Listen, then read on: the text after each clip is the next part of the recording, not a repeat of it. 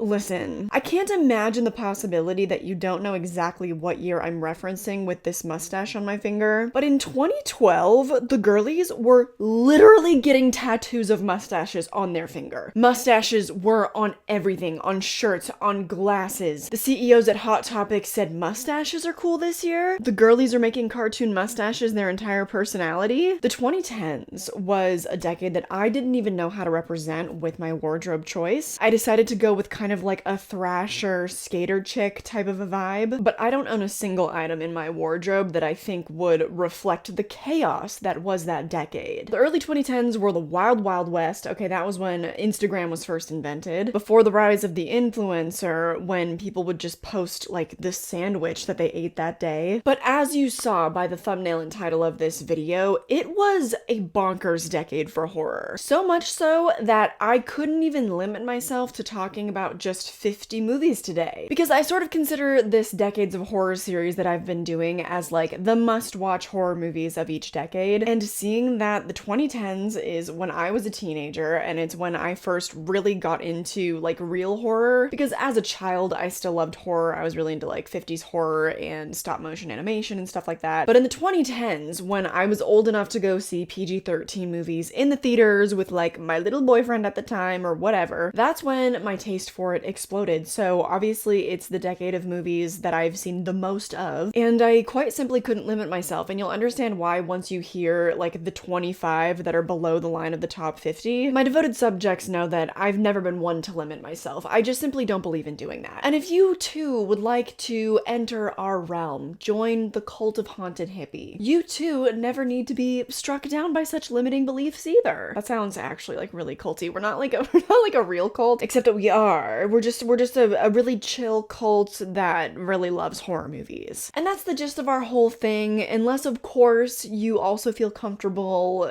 devoting your soul to me. I'll keep it very safe. I keep all of your little souls in a pocket very close to my heart, and in exchange you get all this fun, super entertaining content for free. Easiest cult to join in the world and the sexiest cult to join in the world. All you have to do is click subscribe, plus clicking the like button and the notification bell ensures that you never miss our next meeting. Seeing as the only order of business in today's meeting is talking about the 75 best horror movies of the 2010s, I say we jump right into it. Now, cult members, you know I go off on a lot of tangents. I'm really gonna try not to do that today, and since we have so many movies to talk about, I'll probably refrain from showing a ton of trailer footage. We're gonna be going ham today, okay? We're trying to get through it. This is about to sound even more insane, but I do have one honorable mention because the list ended up at 76. The Bye Bye Man. How could I talk about the 2010s without talking about the Bye Bye Man? It's one of the most pure examples of a movie being so bad that it's good. But anyway, let's go through 70 through 75 right now, just super quick. 75, we have Scary Stories to Tell in the Dark. Love the vibes, so representative of my childhood and reading those books. A good movie though? No, not quite babes. 74, we have Climax. I love the artistry of the movie, however, it really wasn't for me. Also, we watched that together on a watch along and I got pretty drunk and didn't follow along very well. At number 73, we have Good Night Mommy, a German horror film. This one has some really interesting psychological elements, but it ultimately doesn't pack that big of a punch at the end of the day, so did not crack top 50. At 72, Dark Skies, a movie whose atmosphere I really love because I love alien movies, and it's sort of a classic one in that respect. Is it a good movie though? No, not really. At 71, same thing, Insidious: The Last Key. This one features Elise the most heavily as a main character. I love that we get to flesh her out. I hope that Lin Shaye comes back to the franchise. And at number 70, we have The Perfection. It's basically the menu for the music industry, if you will. Just kind of exposes the dark underbelly of it and has so many insane twists and turns. Now let's go from 65 through 69. At lucky number 69, we have Rob Zombie's Lords of Salem. Love the vibes. One of my favorite movies by Rob Zombie, even though I'm not really a fan of his. Music and vibes are phenomenal. At 68, we have Jigsaw. I actually really like Jigsaw. I mean, it's still a 3-star movie, but whatever. It's one of those movies that's really disappointing at first, but then on a rewatch, you're like, I mean, it's not that bad. At 67, we have The Meg, and perhaps this is debatable whether or not it's a horror movie. I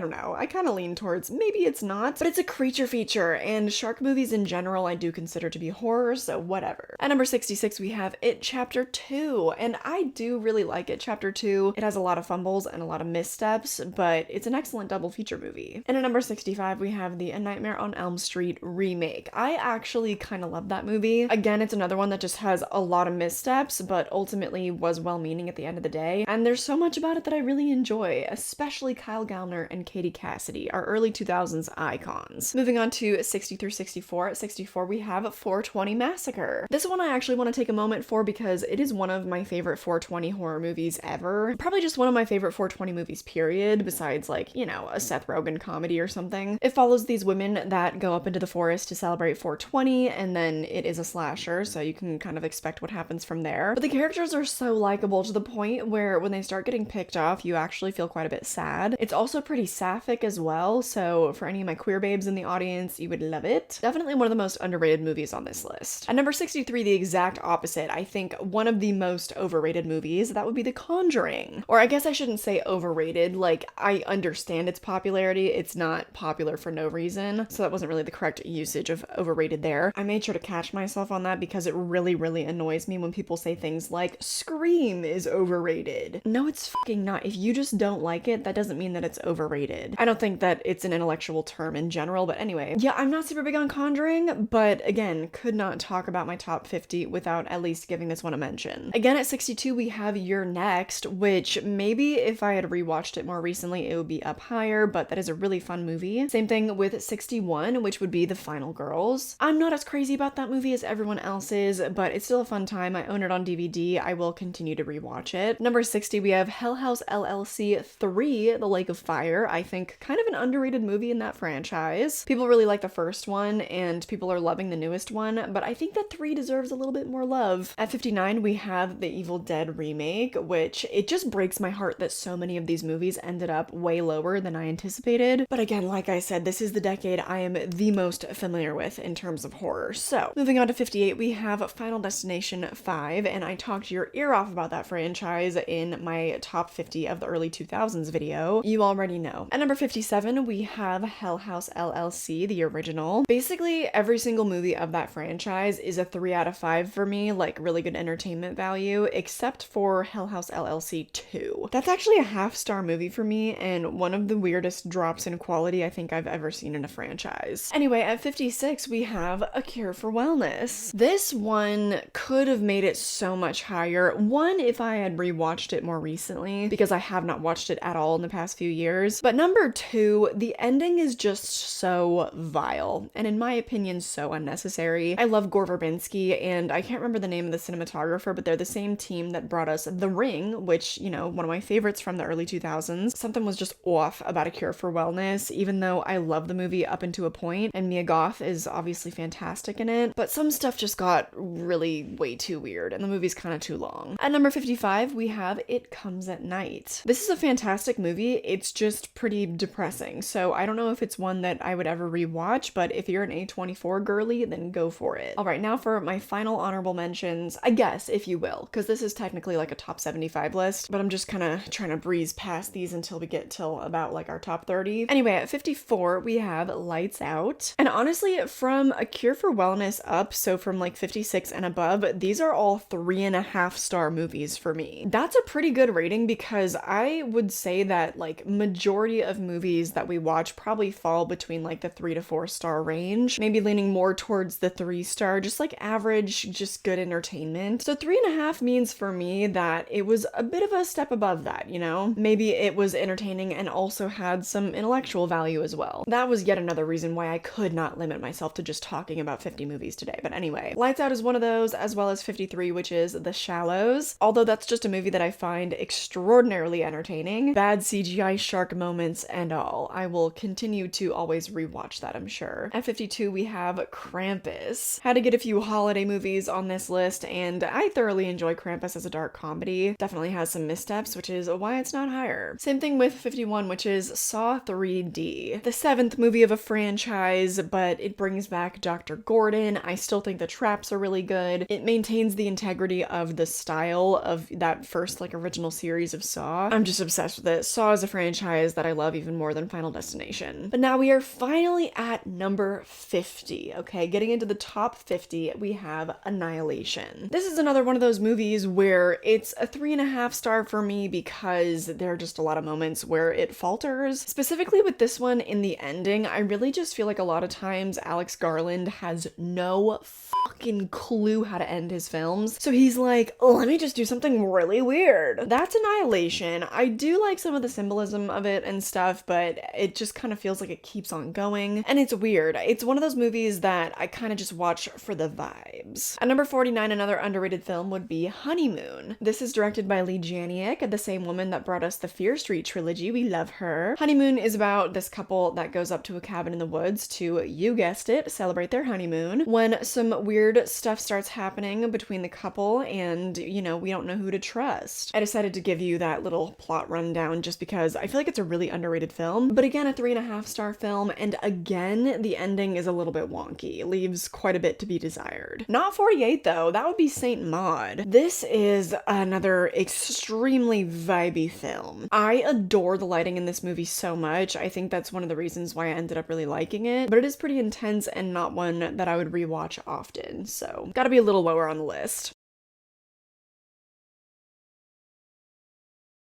At 47, surprisingly, would be The Conjuring 2, because historically I have loved The Conjuring 2. It's always been one of my favorites of the franchise. What am I saying? It's always been my favorite of the Conjuring franchise. But I guess as I've grown up, I've just sort of grown out of a lot of the horror that I loved as a teenager. And so obviously like Insidious and The Conjuring were super big when I was younger. So I got swept up into that. They were some of the first horror movies I ever saw in theaters. They were very mainstream. And as I've grown older, I've just realized that that's not really my taste anymore. So anyway, at 46, a recent new watch for me would be Hellfest. So glad that I finally went back and watched this one before I made this list, because this one actually has a highly impactful ending. Any moments of lack would happen kind of in the build up to that because it's a fairly basic slasher until then, but I thoroughly enjoyed myself. I could definitely see it becoming like an annual watch. At 45, we have Attack the Block. I love sci-fi. I love John Boyega. I think enough said there. At 44, we have The Woman in Black.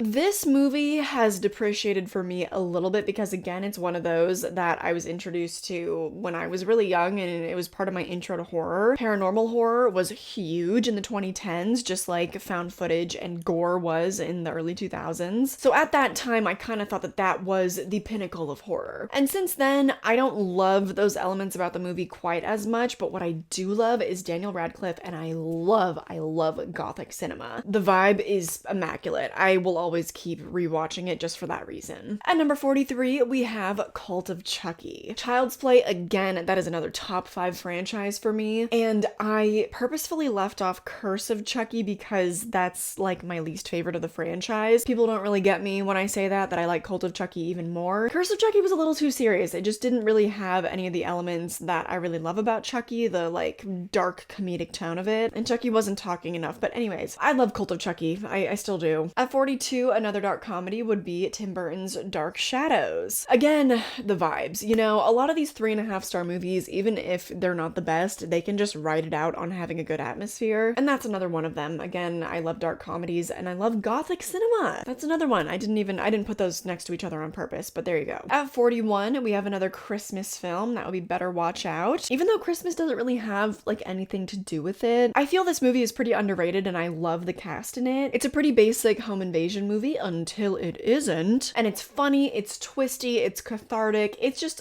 simply a good time. Similarly, at number 40, we have The Babysitter, which I can't believe isn't up higher because historically I have loved that movie, and Babysitter Killer Queen, but we're not talking about the 2020s yet. Again, I did not mean to put two babysitting movies right next to each other, but alas, I've talked about The Babysitter so much on my channel, so I think we can move on. At number 39, maybe surprisingly, we have The Purge. Listen, I'm a sucker for Ethan Hawke, and I would say it's one of the only other home invasion movies I've ever liked. I typically just find them to be really basic, and I think besides Better Watch Out, there might be one more on this list. So if I like a home invasion movie, it's got to do something that, you know, sets it apart. And I think that the concept of The Purge is something that really found its footing in subsequent entries of the franchise. None of the rest of the franchise made my list, even though I think I remember liking the second movie more because I have not rewatched that franchise in years. So anyways, on to number 38, we have Guillermo del Toro's Crimson Peak. Even though I haven't seen Pan's Labyrinth yet, at least I've seen this one, because of course, yet again, gothic cinema. I love gothic horror so much. The thing that holds this one back is a really weird and deeply uncomfortable twist in the movie that's sort of like a Del Toro-ism that I don't feel like enough people talk about. I'm not gonna spoil it though, because maybe I'll just let that be a horrible surprise for you. Hi, I'm sorry I have to pop in here. My name is Editing Kylie. Nice to meet you. I literally had to get my whole camera set up again because I have made some egregious errors during this video. So many, in fact, that I decided to set this all up again to rectify them. I don't know if it's because I don't wear my glasses when I shoot my videos. Here they are. I think that it just makes my brain glaze over things more easily. I'm honestly not sure, but for example, in this video, I completely skipped over my number 37. Yep, brain just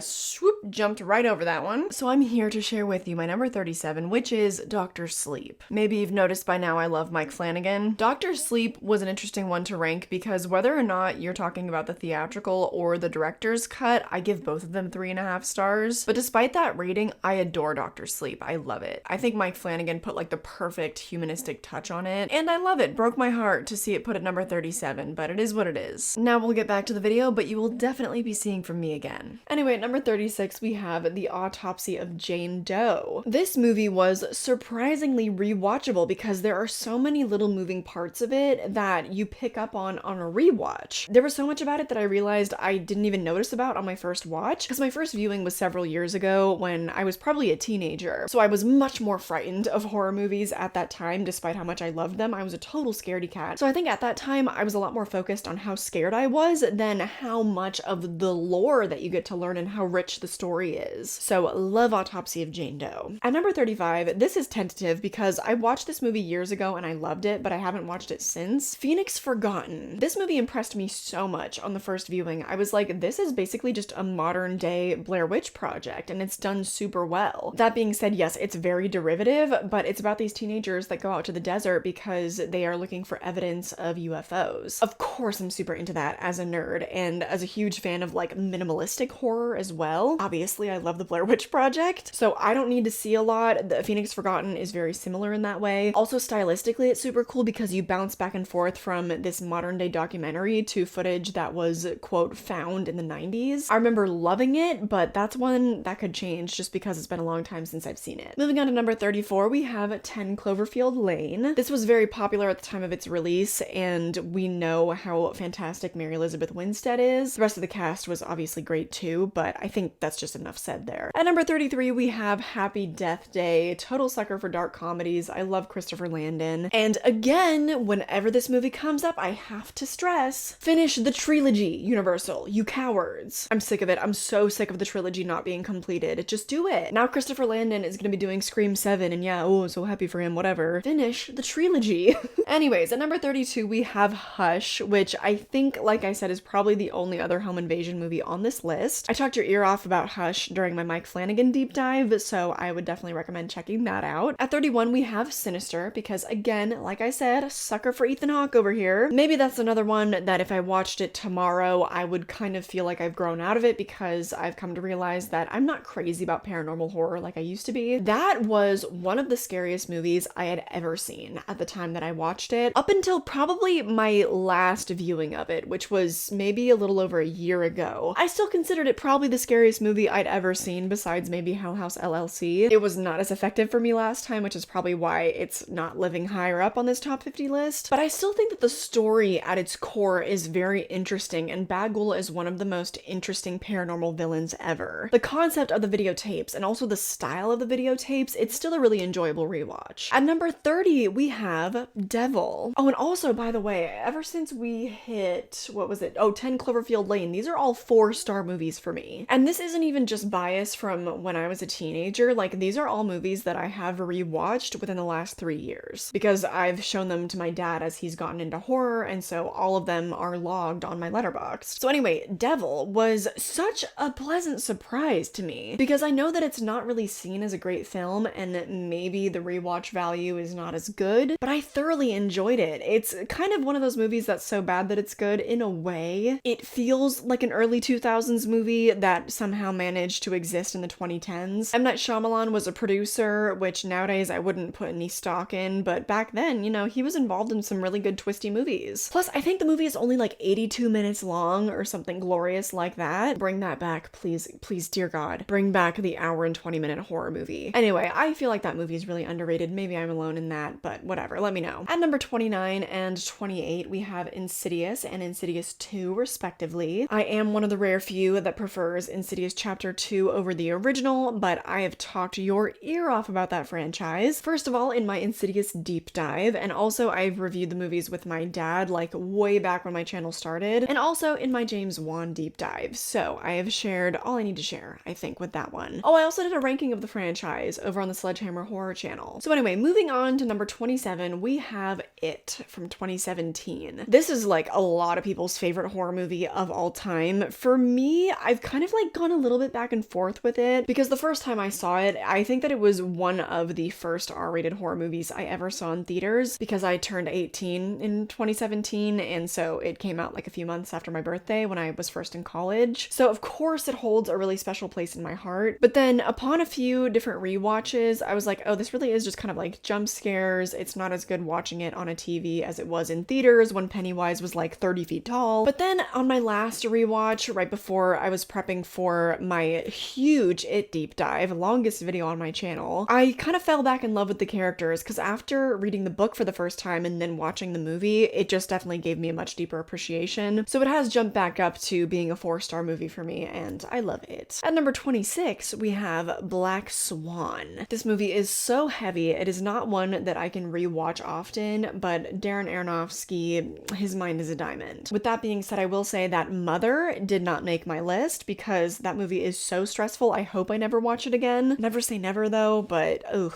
god, that was a really tough watch. Same thing with Black Swan, but that movie is fantastic. I own it. I will continue to rewatch. At number 25, we have the Child's Play remake. At first, I really didn't like this movie. I thought that like the acting was bad, the writing was bad, whatever. And then for some reason on my last rewatch before I did my comparison video, I fell in love with it. Like I don't know what happened. I think it's underrated and overhated. After being desensitized to the look of the doll after multiple viewings, it just doesn't bother me anymore. I don't feel like that criticism holds any water anymore because it's like, I don't know, get over it. Also, literally everything about Megan was ripped off from Child's Play. So if you're one of those people that was obsessed with Megan, Child's Play from 2019 did it first. So I don't want to hear from you. Oh my god, the rain is getting so loud. I want to go look at it. Oh my god, it never rains in Southern California. This is awesome. It is dumping. I always love a free car wash. Anyways, do not claim that Megan was some groundbreaking thing when Child's Play did it first. That's all I'm gonna say. At number 4, we have Halloween 2018, which I was, again, so surprised was so low on my list. I love the new Halloween trilogy, save for Halloween Ends. I love it. I love it. I love it. It's probably my favorite timeline of the franchise, although it's kind of hard to say, especially given that I didn't watch the H2O or Halloween 4 timelines this past season, but I love Halloween 2018, and I just finished talking your absolute ear off about it, so moving on. At number 23, we have Oculus. Mike Flanagan's Oculus, I think, is so underrated. Now, this is a paranormal movie done right because it's so unique. The horror element is the mirror, and I guess, like, the spirits trapped within it. It's incredible and also works so well as a family drama. The acting is phenomenal. The mood is phenomenal. It's so claustrophobic. Like, basically, the entire thing happens in this house. It's my number one favorite Mike Flanagan movie or TV show that he's ever made, and no, I haven't seen The Fall of the House of Usher yet. I will. Super underrated. If you've never checked it out, definitely give it a go, or give it like a redemption rewatch. At number 22, we have Haunt. Haunt is a movie that I just rewatched recently over this Halloween season, and oh my god, is it underrated. One of the most underrated leading girls I've ever seen. Such a fun twist on like the classic haunted house premise. I was thoroughly engaged for the entirety of the runtime, and I do think that it has maybe like one too many endings, but every single part of the ending just kind of rips, so I don't even care. I could definitely see that one becoming an annual watch for me because it spiked my anxiety, okay? I was working myself to the bone over this past Halloween season, and so at night around like, I don't know, 9 p.m. when I'm finally just exhausted in bed, I would watch a horror movie to like wind down, and because 'tis the season, I still wanted to watch something, so I put on Haunt to wind down at the end of the day, and that movie just spiked my adrenaline adrenaline so fucking bad, it was hard to fall asleep afterwards. So if you are thirsty for something to actually get your blood pumping, if you're really desensitized, then maybe try out Haunt. Maybe that'll do something for you. Anyway, moving on to number 21, which would be The Babadook. And I can't really say it much better than Tara did in Scream 5. It's an amazing meditation on motherhood and grief. I know people clown on her for that, but like, period. Enough said. Let's move on to our top 20, and at number 20 we have Troll Hunter. This is such an underrated dark comedy. Troll Hunter follows this group of young adults as they go literally troll hunting up in the Norwegian forest. It is a dark comedy. It's hilarious, but like in such an understated way that if you do not have a comedic sensibility, you might think that they're playing it straight. I think that realism and taking things seriously is the best form of comedy sometimes. So that said, of course I love Troll Hunter and would probably definitely make my list of top 10 dark comedies. At number 19, quite the opposite, we have The Witch. Robert Eggers' The Witch. Oh, the things you've done for me. So many things to mention. I do think that this movie deserves like its own mini deep dive. I have decided that I want to start doing that because there's just not enough modern horror that's interesting me right now. There's also just so many like one and done horror movies that are not franchises that I've not given the time of day to like dive really deeply into, because I do my franchise deep dives and stuff on my channel, but I want to do mini dives. I have one coming out on An American Werewolf in London pretty soon, and The Witch is another one I need to do because oh my god. So just keep your eyes peeled for that. At number 18, kind of in a similar vein, we have It Follows. As a teenage girl in her 20s, I love a moody coming of age story for girls. It Follows is one that I was worried wouldn't hold up on a rewatch, but it definitely does. I can't believe that it's getting a sequel a decade later, but the same director and lead actress Micah Monroe coming back. I guess I'm gonna hold out some hope. At number 17, you might think that I am so bonkers crazy for this, but I have The Thing from 2011. I recently rewatched this movie and was actually enamored by it. Maybe it doesn't deserve to be above It Follows and The Witch. Maybe I would actually like swap it with The Witch, put it at number 19, but it's basically a remake of the 1982 classic John Carpenter movie, and I know that technically it's not, but if you really watch the movie,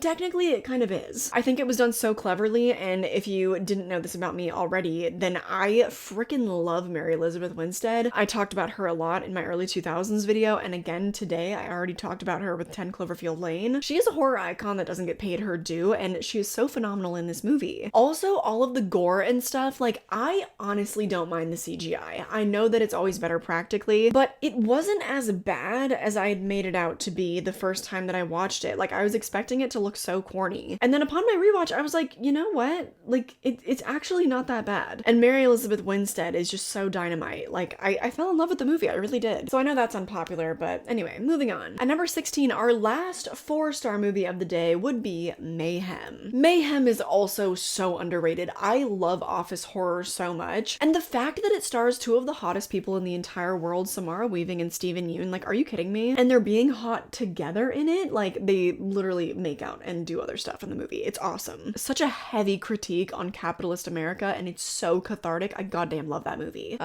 Here I am again. Before we got too much further, I just wanted to let you know that there were in fact 3 other movies that I just forgot to put on this list. So by the time we get to the end of it, I think that this will be about a top 80. But I just wanted to give a brief shout out to these movies because I know that if I didn't talk about them, someone in the comments would be like, oh, but you forgot to... The first of which being The Crazies, which is a remake of the George A. Romero classic from the 70s. It's so good. Like, I haven't seen it in several years, but I showed that movie to so many people when I was in high school. That was actually ridiculous. I think every single one of my friends and anyone that I dated had to watch that movie. So how I forgot about it, I don't know. I guess because I haven't watched it in several years, so I've never logged it on Letterboxd. But anyway, the next one that I forgot about is Life, which I actually feel like in the past I've given a perfect rating on Letterboxd, but then I think that I might have gone back and deleted that review because I hadn't actually watched it that day. I just wanted to like get a bunch of stuff logged on Letterboxd when I first made the account. Life is a very direct Alien ripoff, but I love Alien, and so I just didn't even really mind that. I was like, Alien remake? Yeah, sign me up. That also stars Rebecca Ferguson, the queen from Dr. Sleep that I forgot to talk about earlier. It also stars Ryan Reynolds and Jake Gyllenhaal. It's a fantastic cast. Excellent creature feature. The first time I saw it, I'm pretty sure I like nearly pooped my pants. And finally, this one is like a 3-star movie, but I just feel like I'd be remiss if I didn't even mention it. That would be Tusk, I think from 2014. It's just so weird, and regardless of whether it's good or not, I think that it would be one of the most unique horror movies you'd ever see in your life. I feel like everyone's got to watch it at some point, although, you know, just check your boundaries. I know it's not going to be for everybody, but it's just so delightfully weird, even though it's a 3-star, and I'm not even sure if I like it, because it's one of those movies. I don't know, I still feel comfortable recommending it. That's gonna do it for the movies that I forgot, but I bet after you listen to the rest of my list, there might be even more that I didn't mention, so comments are always open. Alright, unfortunately, I will be right back. Now, all the movies 15 and higher are rated 4.5 or 5 stars. They're a little bit intermixed just because some of the movies I've seen more recently than others, so if it doesn't make sense to you why I have a 4.5-star movie above a 5-star movie, it's just because it's been a long time since I've seen it, and I don't necessarily trust past Kylie's opinion, even though usually I do, but I feel like with a perfect rating, you know, you gotta take that with a grain of salt. So at number 15, we have Time Lapse, which I gave 4.5 stars. This is a highly underrated movie that I believe I found on Tubi. This is about 3 friends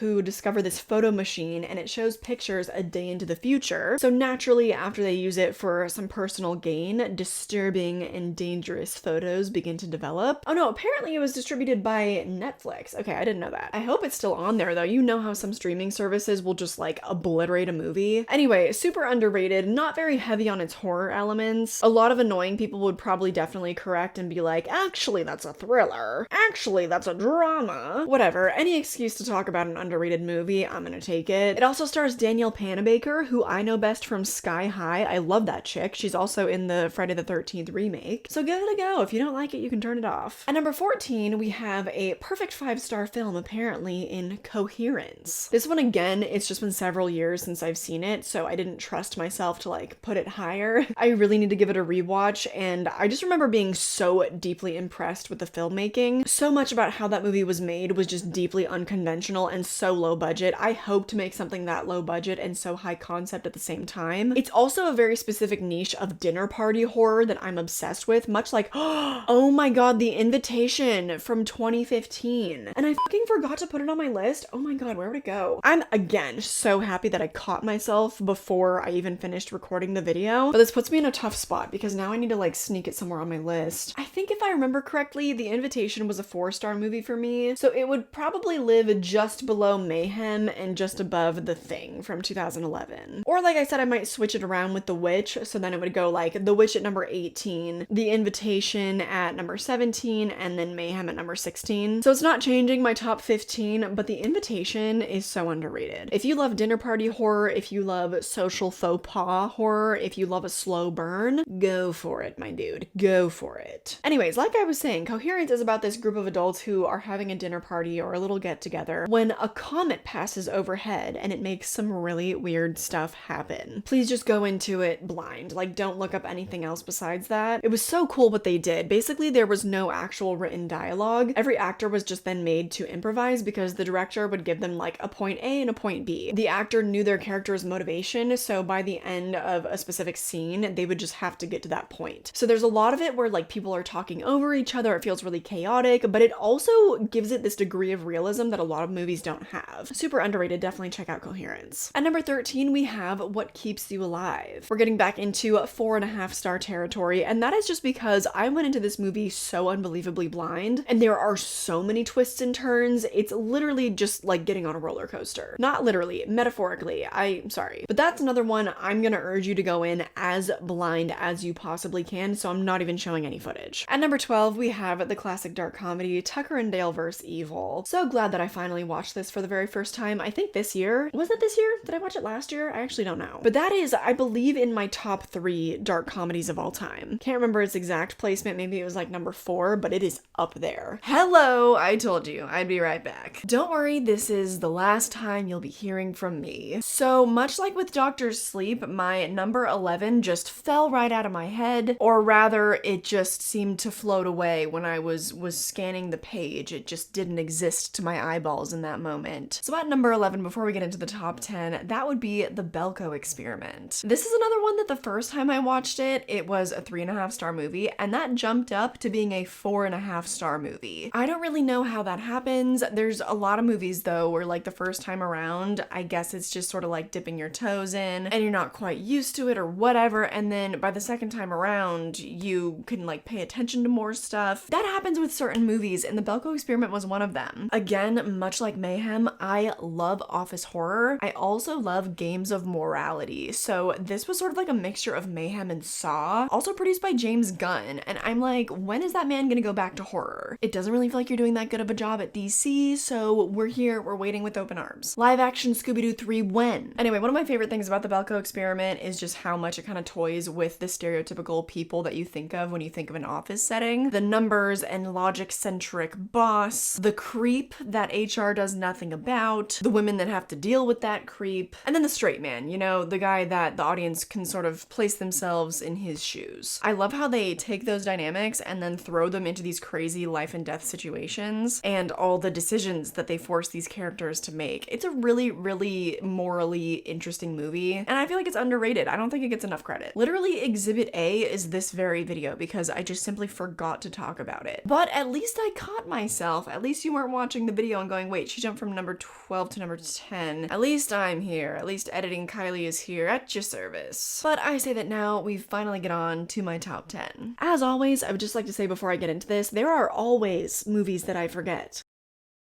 I thought that with my early 2000s video, I had finally nailed it, and then someone in the comments reminded me of Zombieland. Completely forgot about that movie, I think because I haven't seen it for like 5 years probably, but I love Zombieland and completely forgot about it. So anyways, if there are any disappointments about my top 10, feel free to remind me what I missed in the comments below. But starting with number 10, we have The Lodge from 2019. This is a movie that past Kylie gave a perfect 5-star rating to, but this was back in like 2020, I think. So take that with a grain of salt. I don't know if that score would remain. I just remember it being one of the darkest and like most impactful horror movies that I'd ever seen in my entire life when I watched it for the first time. First and only time, because it was really dark, so it's one of those that I know that I can't rewatch too often. But what a performance by Riley Keough. I have stressed in the past that she just deserves more acting opportunities. I want to see her leading like everything. Also, Jaden Martell from It is in it, so there's that. Anyway, moving on to number 9, no surprise here, we have Jordan Peele's Us. At number 9, number 8, and number 4, these are 4.5-star movies. Everything else is rated perfectly by me. So Us is a 4.5-star movie just because I feel like the way that things were explained were a little bit convoluted, but it was to the point where I was like, okay, movie logic, I can forgive it because the movie is so impactful. I've talked your guys' ear off about that movie. It's also such a good dark comedy, which I don't think that I would classify it as such, but there is a lot of humor that really works because it just feels so real. Again, that's my favorite thing. Like when something is played seriously, I think the best comedy comes from that. But you already know Us. Let's move on to my number 8, which is Frankenweenie. I think the only animated movie that made this list for the 2010s. I had people trying to clown on me for putting Coraline and Corpse Bride in my top 10 of the early 2000s. They're like, you know those are animated movies and not horror movies, right? And I would respond with either, I don't give a fuck, or with, you do know what gateway horror is, right? Like, just because it's animated doesn't mean that it's not horror. Just because it's a kid's movie does not mean that it's not horror. Did you know that a movie can be more than one genre?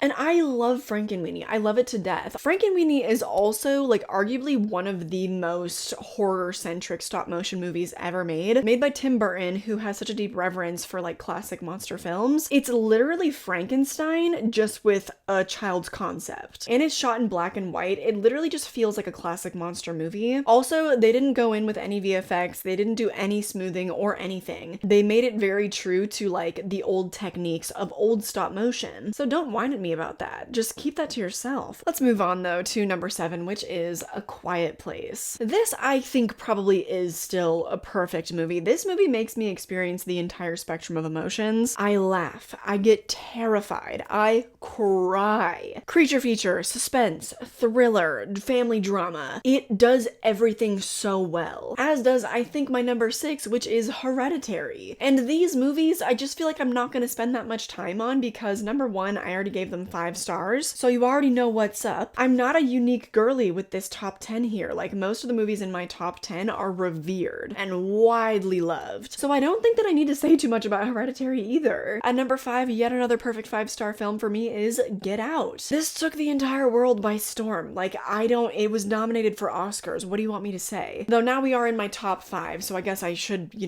say a little bit more. But at this point, these movies just speak for themselves, So I am gonna move on to my number 4, which is Scream 4. This is actually a 4.5-star movie for me, and I think the movie on my list, oh no, I was gonna say I think it's the movie that I've watched the most recently out of like my top 10, but it's not. Scream 4 is everything to me. It is so close to like the original Scream for me in terms of quality and how much I love it. Again, check out my Scream for Dummies series if you have not already, because I've talked your ear off about that franchise for the past, I don't know, how long have I been doing YouTube? Almost 4 years now. I've never stopped talking about that franchise, so go find that content. Moving into my top 3, these are all perfect 5-star films. At number 3, we have The Ritual, which I just recently rewatched for the first time. The first time that I watched it, I think was like 2020 or something, and I gave it 3.5 stars. I literally don't know what I was thinking. Well, actually no, since then, I've gotten so much more into folk horror. It is one of my probably top 3 subgenres of horror of all time. I also love the concept of The Ritual. I think the acting is fantastic. I think the drama of the friendship is so impactful. It combines a lot of elements of older classic horror films that it took inspiration from, and it does it so well. I was enamored by the movie on my rewatch, and if you haven't seen it, I highly recommend. David Bruckner directed, and he is the same director as the Hellraiser reboot from last year, which I wasn't crazy about, but I know that a lot of you guys liked it, so maybe that's a selling point. Moving on to my number 2, and my number 1 and 2, they're very interchangeable, because what am I going to be in the mood for? I did place Midamar at number 2, even though it has elevated itself so much to being potentially like one of my absolute favorite movies of all time. Not just in horror, but like maybe my favorite movie of all time. It means so much to me, but it is so heavy and so serious that it's not always gonna be the movie that I want to call my favorite, that I'm gonna be the most gravitated towards. But I love it so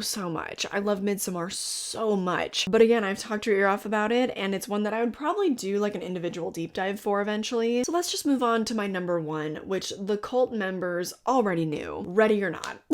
I have long touted this as one of my favorite horror movies of all time, probably second only to maybe The Ring, but that has fluctuated. Ready or Not, dark comedy, Samara Weaving, the vibes, the lighting, atmosphere, acting, comedy, everything. Adam Brody, hello, he is an underrated horror king. Again, it's like, when I have a movie that I've long considered to be one of my favorite horror movies of all time, obviously I think I've talked enough about it. It's one that I'm definitely due a rewatch for, because I don't know if I've watched it since like my 21st birthday?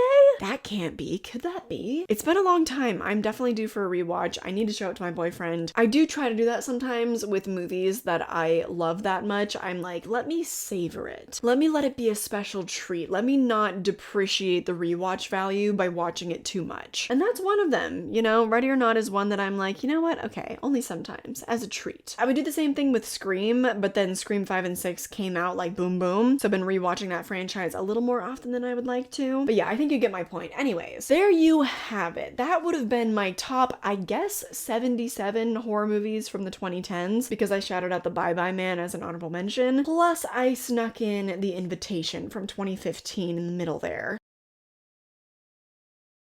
So was that too much? I guess you'll have to let me know. And also, even though I just finished talking about 77 horror movies, what did I miss? Because I know there's something. But also, like, don't get indignant about it, because some movies I leave off because, like, I just simply haven't seen them, or because I just don't like them. Some people make comments like, oh, you should have put this, like, I would have put whatever. And it's like, that's great, but this is my list. But these names, these people scrolling on screen, they're the people that always get it. They leave the best comments, they're my patrons, they know what's up. I don't have to tell them twice. And as a huge thank you to them for supporting this channel and making sure that all this content is free for everybody else, I post a ton of bonus content over there. Lately, I've been in a groove of, for every main channel video, I've been able to post a bonus video to Patreon as well. So right now it's coming out on like a weekly basis. Sometimes I'm able to get up to 6 bonus videos up over there, but that's not super often, especially not now because I've upped the quality of my content. content, so it's a lot more of a hassle to like produce them, so I try to just record one for every main channel video. But anyways, you can find that linked down below, so a ton of bonus content over there. If you'd like even more bonus content from me, I also have a vlog channel. And again, for every main channel video, there should be a vlog channel video up there every single week. Last week's video, I took you guys thrifting with me. I went physical media hunting with you guys, and then I shared a physical media haul. I shared a horror nights video the week before that. I went to Disneyland like a month before that. So it's just all kind of fun, spooky stuff like that. You can also find my social media listed down below. Stay up to date with me. You'll never miss out when I'm live streaming. I let you know whenever I'm posting a deep dive and stuff like that, or like all my cosplays. But more than anything, I just hope that you enjoyed this video and that I catch you in the next one. Bye!